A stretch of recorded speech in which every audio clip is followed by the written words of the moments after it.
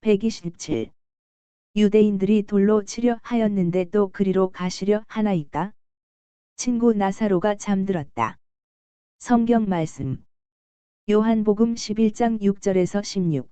나사로가 병들었다 함을 들으시고 그 계시던 곳에 이틀을 더 유하시고 그 후에 제자들에게 이르시되 유대로 다시 가자 하시니 제자들이 말하되 랍비여 방금도 유대인들이 돌로 치려 하였는데 또 그리로 가시려 하나이까? 예수께서 대답하시되 낮이 12시간이 아니냐? 사람이 낮에 다니면 이 세상의 빛을 봄으로 실족하지 아니하고 밤에 다니면 빛이 그 사람 안에 없는 고로 실족하느니라. 이 말씀을 하신 후에 또 이르시되 우리 친구 나사로가 잠들었도다. 그러나 내가 깨우러 가노라. 제자들이 이르되 주여 잠들었으면 낫겠나이다 하더라. 예수는 그의 죽음을 가리켜 말씀하신 것이나 그들은 잠들어 쉬는 것을 가리켜 말씀하심인 줄 생각하는지라. 이에 예수께서 밝히 이르시되 나사로가 죽었느니라. 내가 거기 있지 아니한 것을 너희를 위하여 기뻐하노니 이는 너희로 믿게 하려 함이라. 그러나 그에게로 가자 하시니 디두모라고도 하는 도마가 다른 제자들에게 말하되 우리도 주와 함께 죽으러 가자 하니라. PMG 말씀. 5. 순환준비 7. 잠자고 있는 우리 친구 라자로를 만나러 가자. 살로몬의 집 작은 정원에는 빛이 이미 빛이 아니다.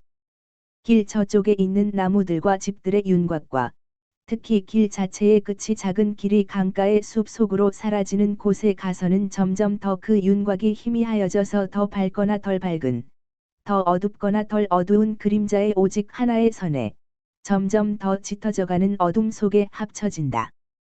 땅 위에 널려 있는 물건이 이제는 빛깔보다는 소리이다. 집 안에 있는 어린이들의 목소리, 어머니들이 부르는 소리, 양들이나 나귀를 불러들이는 남자들의 외치는 소리, 우물 도르래의 마지막 비걱거리는 소리 몇 번, 저녁 바람에 흔들리는 나뭇잎 소리, 서로 부딪히는 작은 나뭇가지 같이 날카로운 작은 숲 속에 널려 있는 나무들 부딪는 소리, 저 위에는 별달이 깜박이기 시작하지만 아직은 빛 같은 것이 남아있고 또 달의 첫 번째 푸르기한 빛살이 하늘에 퍼지기 시작하기 때문에 분명하지는 않다. 나머지는 내일들 말하시오.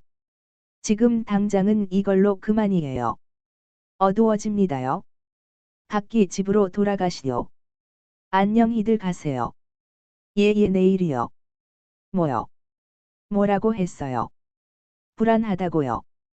밤에는 좋은 생각이 떠오르는 법이요. 그리고 그것이 통하지 않으면 오시오. 꼴 좋게 됐군. 불안까지 겹쳐 그를 더욱 피곤하게 하다니. 그리고 이익밖에는 꿈꾸지 않는 사람들. 또 며느리들이 얌전해지기를 원하는 시어머니들과 시어머니들이 잔소리를 좀 덜하기를 원하는 며느리들. 시어머니들도 며느리들도 모두 혀가 잘려 마땅하단 말이야. 그리고 또 당신은 뭐라고? 오. 그래. 이 가엾은 꼬마. 요한. 이 불쌍한 꼬마를 선생님께 데려가게. 어머니가 아픈데 예수님께 그를 위해 기도드려 달라고 청하라고 꼬마를 보냈대. 가엾은 꼬마. 키가 작기 때문에 뒤에 남아 있었는데 멀리서 왔다는군. 집에 돌아가려면 어떻게 한다. 이보세요. 여러분 모두 선생님을 모시는 기쁨을 누리려고 여기 남아있지 말고 선생님이 여러분에게 말씀하신 것, 즉 서로 도와주고 힘센 사람이 약한 사람을 도와주라고 하신 것을 실천에 옮길 수 없으시오. 자, 누가 이 꼬마를 집에 데려다 주시겠어요? 그런 일이 없길 바라지만 꼬마가 갔을 때는 어머니가 벌써 세상을 떠났을지도 모릅니다. 적어도 꼬마가 어머니를 보기라도 해야지요. 나귀들을 가지고 있지요. 어둡다고요. 그래 밤보다 더 아름다운 것이 어디 있어요. 나는 오랫동안 별빛 아래서 일했지만 건강하고 튼튼해요. 당신이 꼬마를 집에 데려다 주겠다고요. 루벤, 하느님의 축복을 받으시오. 여기 꼬마가 있어요. 선생님이 너를 위로해 주셨니? 그래. 그럼 가서 행복하게 지내라. 그런데 얘한테 먹을 것을 주어야겠는데 어쩌면 오늘 아침부터 먹지 못했는지도 몰라. 선생님이 따끈한 양젓과 빵과 과일들을 주셨어요 하고 요한이 말한다. 그럼 이분하고 같이 가라. 나귀에 태워서 집까지 데려다 주실 거다. 마침내 모든 사람이 떠나갔다. 그래서 베드로는 그를 도와 가장 끈덕진 사람들을 집으로 돌아가게 한 야고보와 유다와 또 다른 야고보와 토마와 같이 쉴 수가 있다. 문을 닫세. 저 두 사람처럼 누가 섭섭해서 다시 돌아오지 말았으면 좋겠는데. 후유. 하지만 안식일 다음 날은 대단히 피곤하단 말이야. 베드로가 부엌으로 들어가 문을 닫으면서 또 이렇게 말한다. 야. 이젠 조용하겠지? 그는 탁자 곁에 앉으셔서 팔꿈치를 올려놓으시고 한 손으로 얼굴을 꿰신 채 깊은 생각에 잠겨 여념이 없으신 예수님을 쳐다본다. 베드로는 그분 곁으로 가서 어깨에 손을 얹고 이렇게 말씀드린다. 선생님, 피곤하시지요? 예. 사람이 그렇게도 많이 오니? 계절이 이런데도 사방에서 오는군요. 그 사람들 오래잖아 우리를 잃을까봐 겁내는 것 같아 하고 고기들의 창자를 베고 있던 안드레아가 말한다. 다른 사람들도 불을 피워서 고기를 구울 수 있게 다둑거리거나 끓는 냄비에 넣은 풀 상추를 젓거나 하느라고 바쁘다. 그들의 그림자가 어두운 벽에 투영되는데 등불보다도 오히려 아궁이 불빛에 비춰져서 그렇게 된다.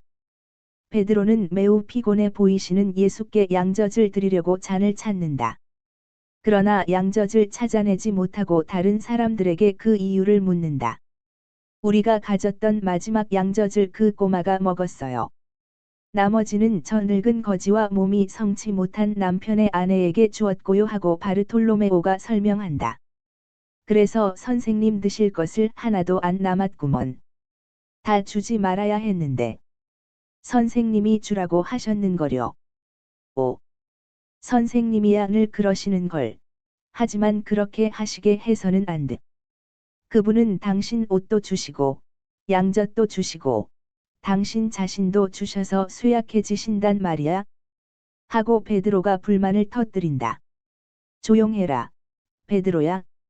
받는 것보다는 주는 것이 더 나으니까 하고 예수께서 방심 상태에서 깨어나시며 조용히 말씀하신다. 예.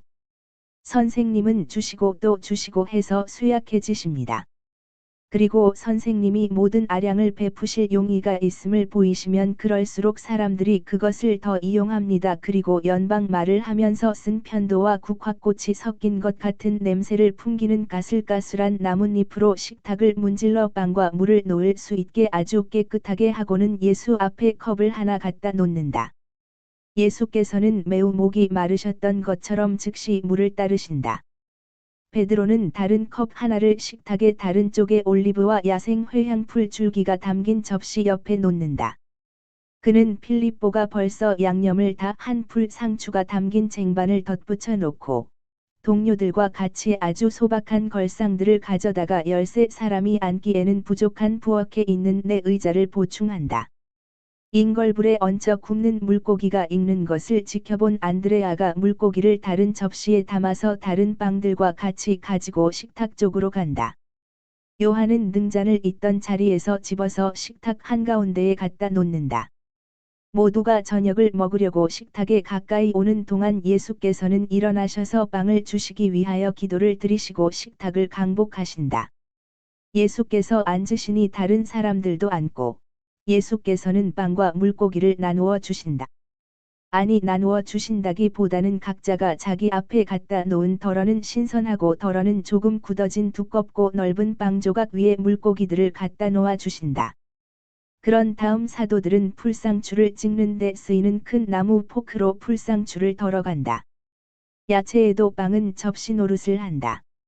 다만 예수님 앞에만 어지간히 못 쓰게 된 넓은 금속 접시 하나가 놓여 있는데 예수께서는 그 접시를 생선을 나누어 주시는데 사용하셔서 어떤 때에는 이 사람에게 또 어떤 때는 저 사람에게 훌륭한 생선 토막을 주신다.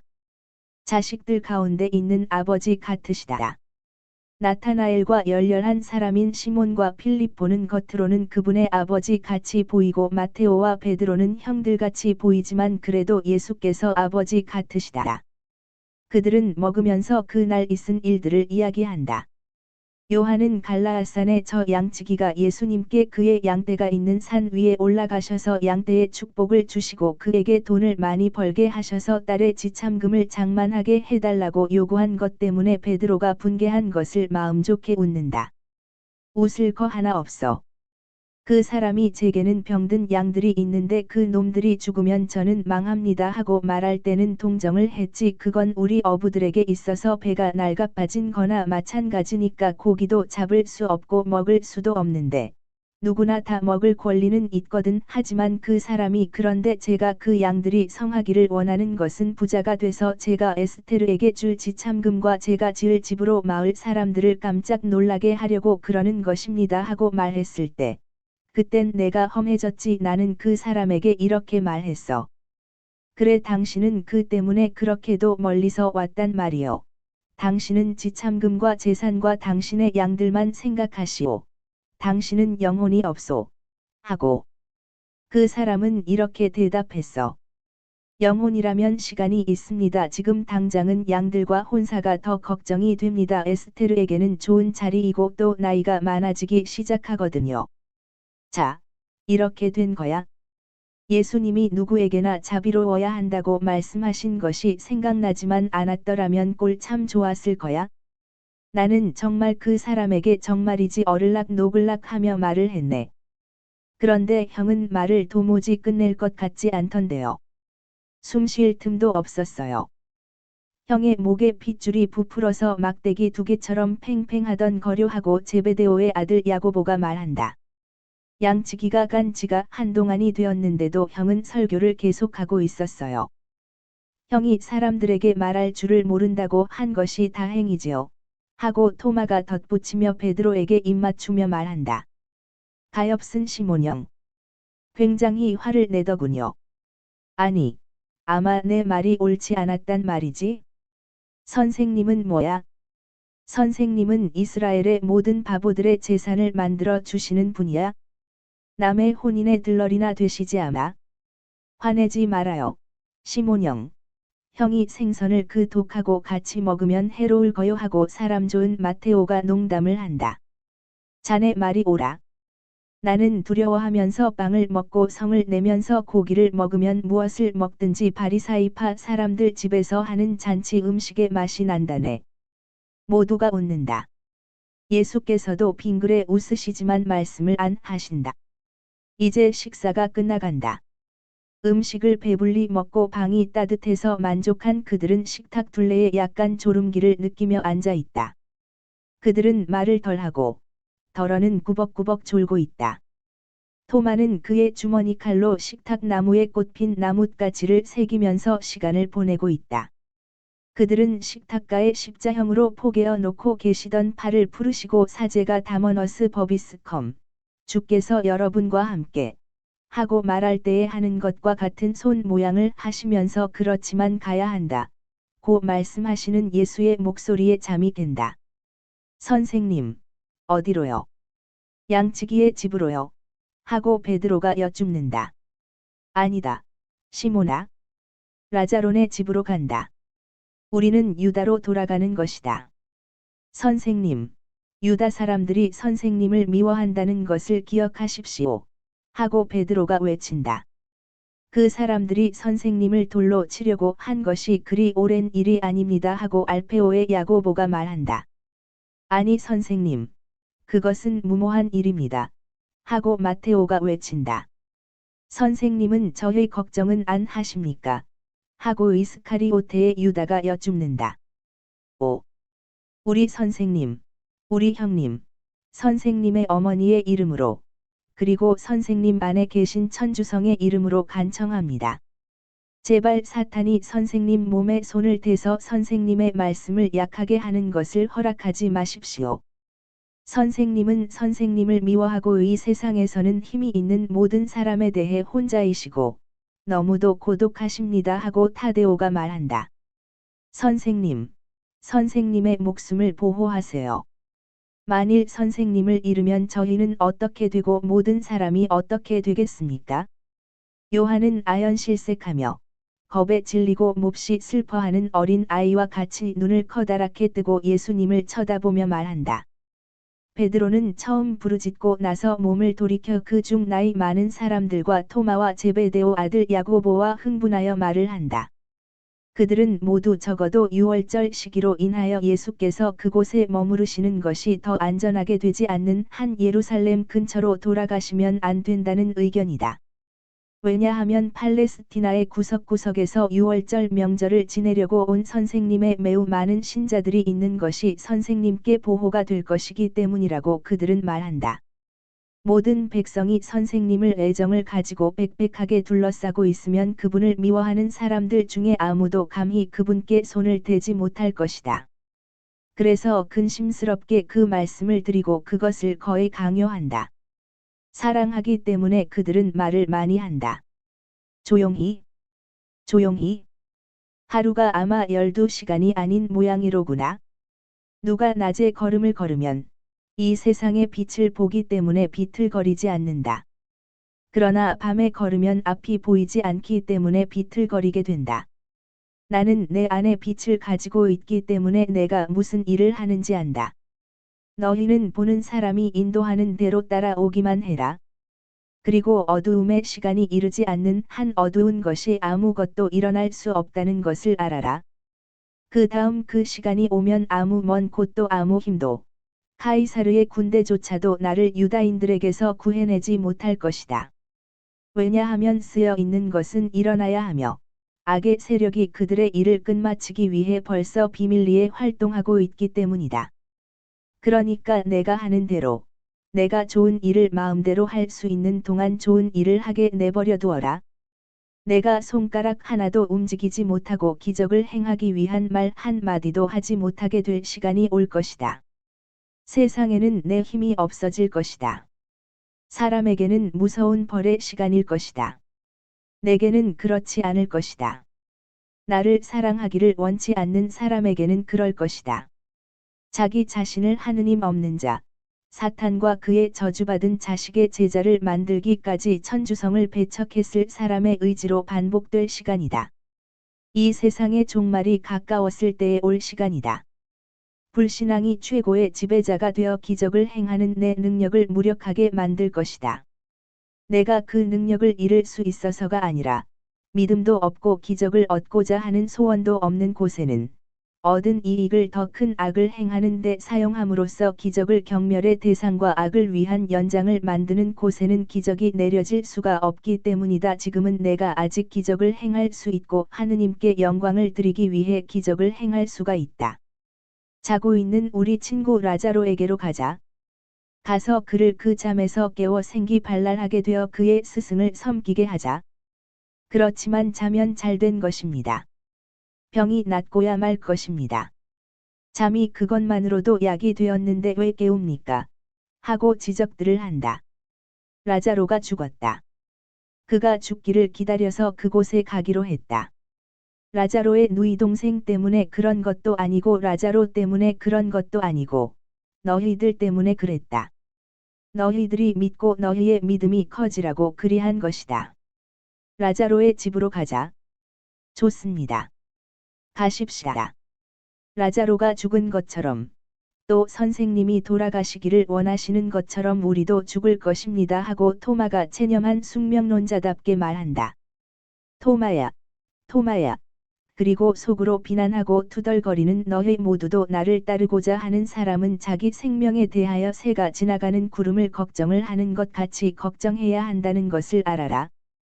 바람이 끌고 가는 대로 지나가게 내버려두는 것이다. 바람은 하느님이 원하시는 대로 너희들에게 생명을 주실 수도 있고 빼앗아 가실 수도 있는 그분의 뜻이며 너희는 거기에 대해서 불평할 거리가 없는 것이다.